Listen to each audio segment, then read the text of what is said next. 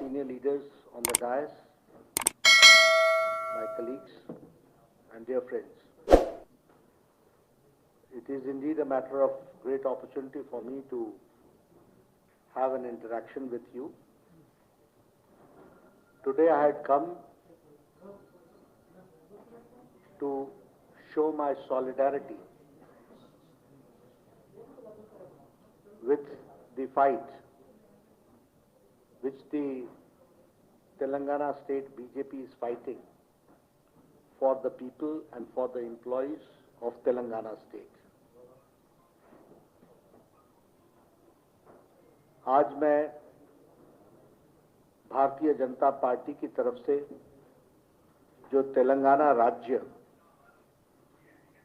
Employees के लिए और लोगों के लिए जो जमीनी स्तर पर जो लड़ाई लड़ रहा है उसको समर्थन देने के लिए मैं आया था। लेकिन मुझे एयरपोर्ट पर ही joint commissioner police mister Kartikeya उन्होंने मुझे बताया कि यहाँ गवर्नमेंट ऑर्डर है कोरोना के नॉर्म्स को फॉलो करना, इसलिए आपको मैं ये बताने आया हूं कि कोरोना नॉर्म्स को फॉलो किया जाए। मैंने उस समय उनसे कहा कि मैं कोरोना के सभी नॉर्म्स को फॉलो करूंगा और फॉलो करते हुए गांधी जी की मूर्ति पर जाकर फूल अर्चना करूंगा और प्रजातंत्र को ताकत मिले इसकी प्रार्थना करूंगा और इसके साथ साथ अपने तरफ से हम सारे नॉर्म्स को फॉलो करेंगे। The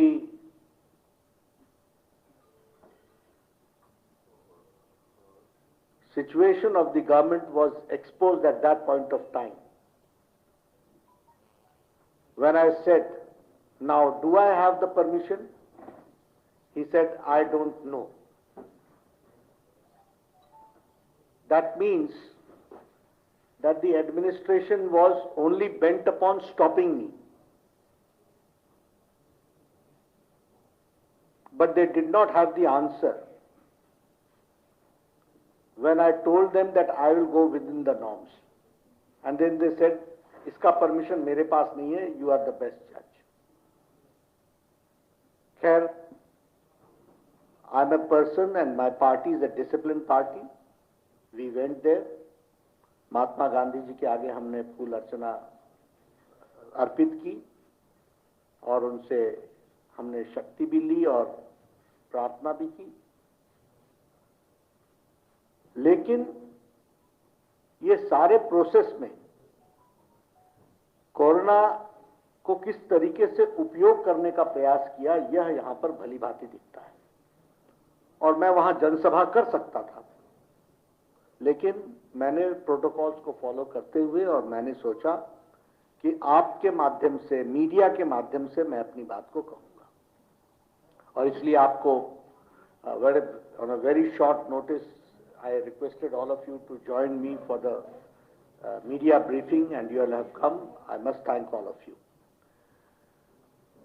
जहां तक तेलंगाना का सवाल है, केसीआर के नेतृत्व में चलने वाली सरकार गैर प्रजातांत्रिक तरीके से सरकार चल रही है। It is the most undemocratic government which is functioning. It is the last 2 days, whatever has happened, it is a murder of democracy.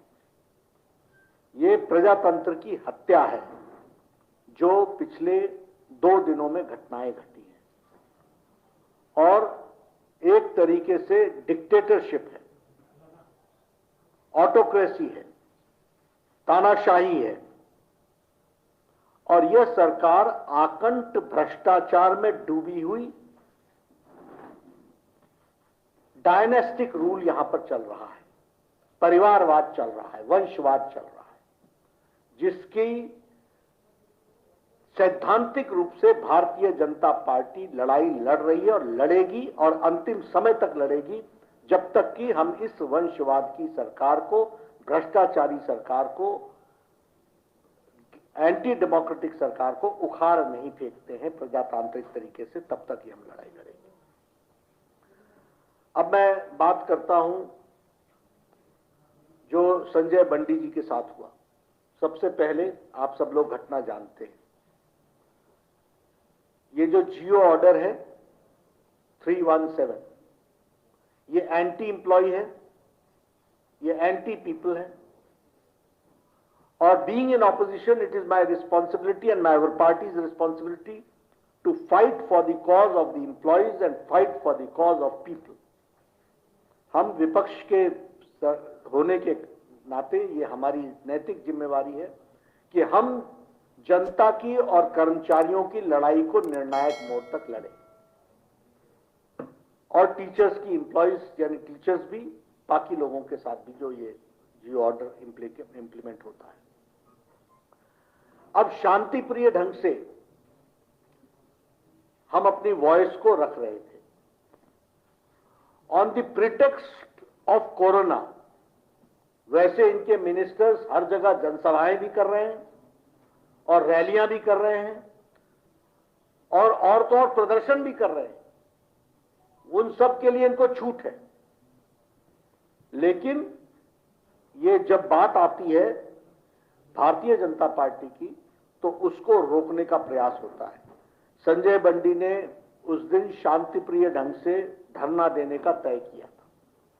इन्होंने कोरोना जियो रूल्स दिखाए।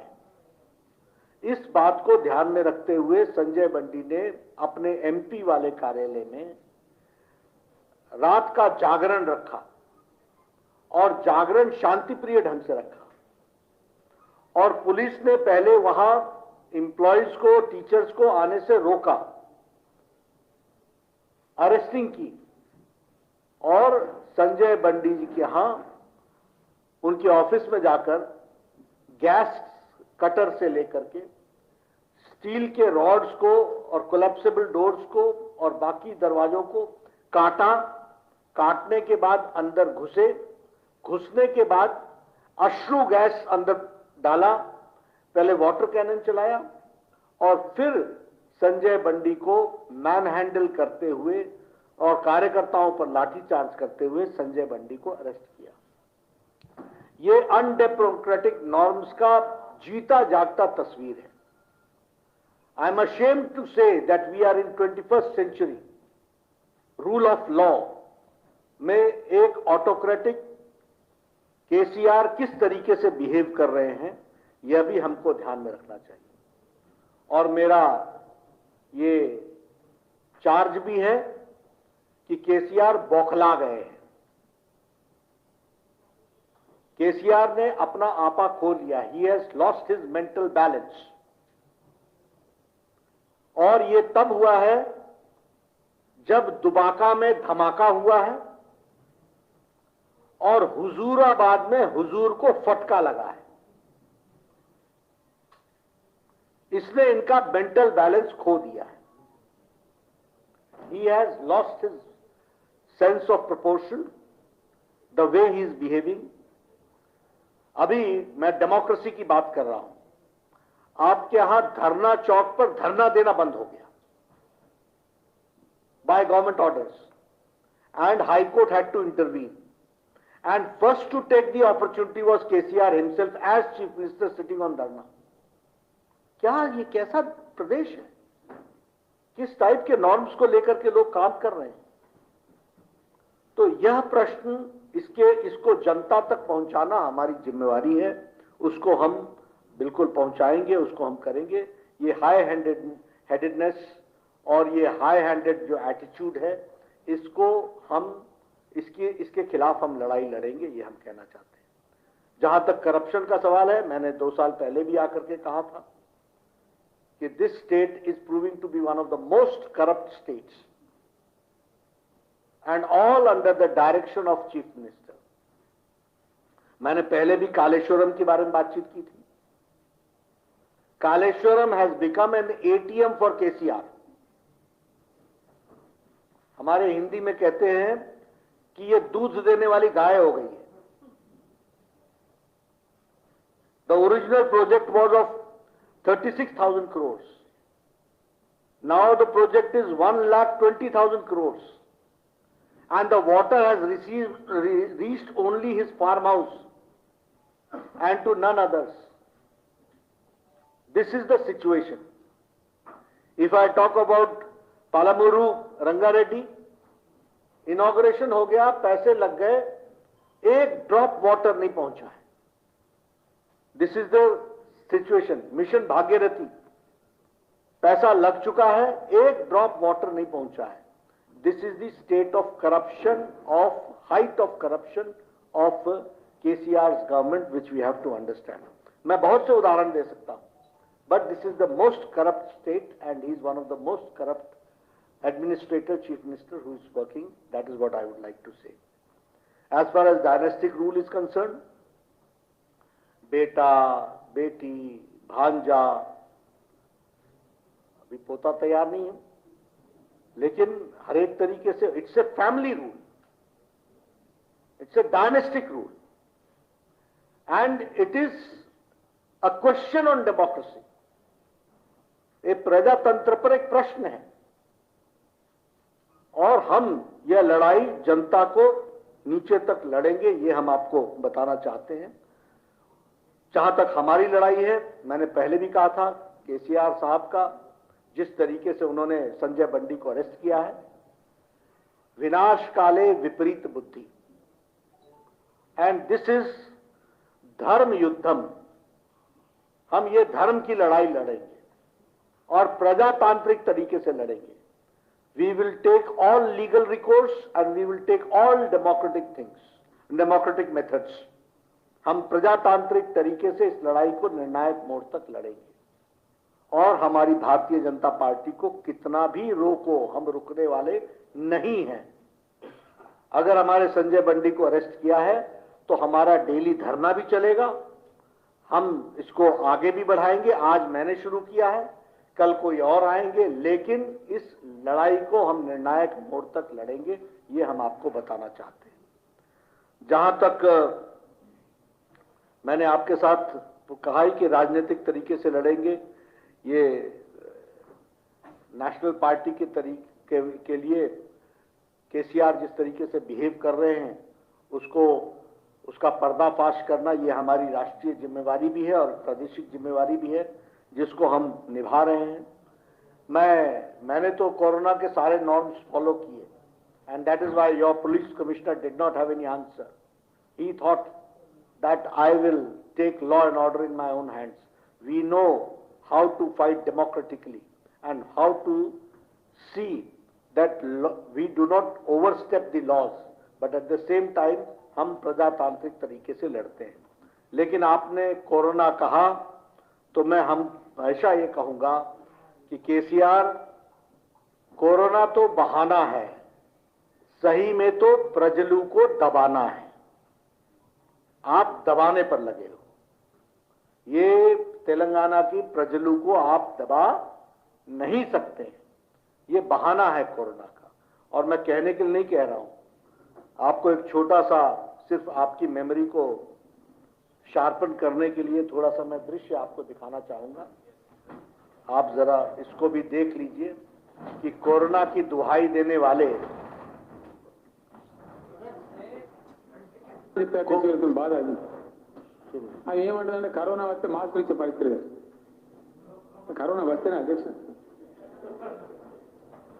ఇంతమందిని కూర్చొని ఎంతమంది మనం అధ్యక్ష స్టాఫ్ మనం అంతా కలిసి 120 మంది ఉన్నాం. ఒక్కరికైనా మాస్క్ ఉన్నదా? అంటే మనం చచ్చిపోతామే. మరి ఏ ఒక్క ఆరోగ్య మంత్రి గారు ఉండొచ్చు దేవుడి వల్ల, వారికి కూడా మాస్క్ లేదు. మరి డాక్టర్లు ఎందుకంటే అందరికన్నా ముందు ఆయనకే కట్టాలి ఉంటే అవసరం ఉంటే. ఇంతమంది లేనటువంటి మాస్క్ కట్టుకుంది. ఈ మాస్క్ ఎందుకు అవసరం? అసలు కరోనా మన రాష్ట్రంలో రాలేదు అధ్యక్ష. అది మన రాష్ట్రంలో పుట్టిన జబ్బు కాదు, ఎక్కడో చైనా దేశంలో పుట్టుకాల పెట్టింది. అయితే ప్రయాణాలు చేస్తారు కాబట్టి ఇప్పుడు విమానాలు ఎక్కువైనాయి కాబట్టి ఓడలు ఎక్కువైనాయి కాబట్టి చేస్తారు కాబట్టి ఆడికెళ్ళి ఏమైనా వచ్చేది ఉంది. ఆడికెళ్ళి కాదు, ఆడికెళ్ళి పోయి ఇంకొక ఆడికి పోయి ఆడికెళ్ళి ఏమైనా వస్తే దాంతోనే అన్నం ఇన్నం వస్తూ ఉంది దేశంలో. అంటే ఇంత పెద్ద 130 కోట్ల మంది భారతదేశంలో ఇప్పటివరకు వచ్చింది 35 మందికే. ఎంతమంది? 31 మందికి వచ్చింది ఇంత పెద్ద దేశంలో. అలా ఒక్కడో సన్యాసి దరిద్రుడు మన దగ్గర కలవచ్చు. ఆడు కూడా డైరెక్ట్ మన దగ్గర రాలే. ఆ చైనాకి వెళ్ళి దుబాయ్ పోయి కాలబెట్టిన, దుబాయ్ నుంచి బెంగళూరు పోయింది, బెంగళూరుకి వెళ్ళి మన హైదరాబాద్కి వచ్చింది. రాగానే మన ఈటల రాజేందర్ గారు దొరకబట్టిన గాంధీరావు గారు స్పెషల్ వాటర్ పడేసి ట్రీట్మెంట్ ఇస్తాను. రాత్రి కూడా పోయించిండు. ఆయన కూడా మంచిగా బతుకున్నారు, చచ్చిపోయే పరిస్థితి లేదు. ఇప్పటి వరకు తెలంగాణ రాష్ట్రంలో సింగల్ మనిషికి కరోనా వ్యాధి రాలేదు. భగవంతుడు మాకు ఎంత శక్తి ఇచ్చిండో అవసరమైతే. तो मैं आपको दिखा रहा हूं, तो कोरोना तो बहाना है, प्रजलू को दबाना है, और हम ये लड़ाई निर्णायक मोड़ तक लड़ेंगे। मैं अपनी बात यहीं पर समाप्त करता हूं, बट ये लड़ाई प्रजातांत्रिक तरीके से अंतिम निर्णायक मोड़ तक, डिसाइसिव एंड तक लड़ी जाएगी। और we will expose KCR, we will expose his corrupt practices, we will expose, और आने वाले समय में दुबाके जैसे धमाके भी होंगे और हुजूराबाद जैसे हुजूर को फटका भी लगेगा। जीएचएमसी आपके सामने है, एक पर एक हमको आप लोगों का आशीर्वाद मिल रहा है। Bharatiya Janata party is an ideological based party with A mission, and we will go ahead with our mission. That is what I have to say. मैंने मित्रों अपनी बात यहीं समाप्त की है। मैं वहाँ जनसभा में नॉर्म्स को तोड़ना नहीं चाहता था, इसलिए मैंने वहाँ भाषण नहीं, which I had promised to Mr. the Joint Secretary Mr. Karthikeyan, लेकिन Joint Commissioner, मैं अपनी बात यहीं समाप्त करता हूँ और आप सबके माध्यम से तेलंगाना की जनता से निवेदन करता हूं कि भारतीय जनता पार्टी को आप इस लड़ाई में, एम्प्लॉयज की लड़ाई में, टीचर्स की लड़ाई में, जनता की लड़ाई में आप आशीर्वाद दीजिए। और ये जो ऑटोक्रेटिक GOI 317 निकला है, इसको वापस लेने तक हम लड़ाई लड़ेंगे। बहुत बहुत धन्यवाद।